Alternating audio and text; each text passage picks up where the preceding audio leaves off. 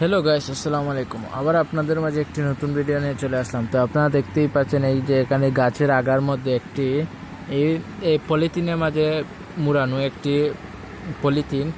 এই গাছটির মাঝে এরকমভাবে তো আরেকটি কারণ, এখানে দেখতেই পাচ্ছেন আপনারা এই যে গাছটিকে কলম করা হয়েছে। এই কলম করাটা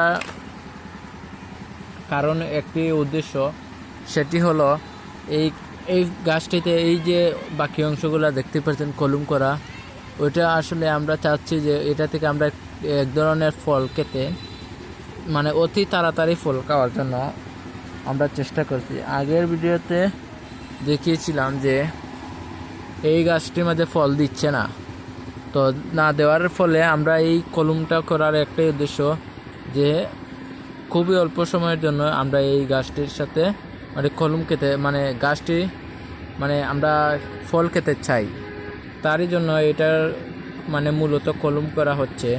তো আশা করি আপনারা বুঝতেই পারছেন আমরা কেন এটাকে কলম করা হলাম।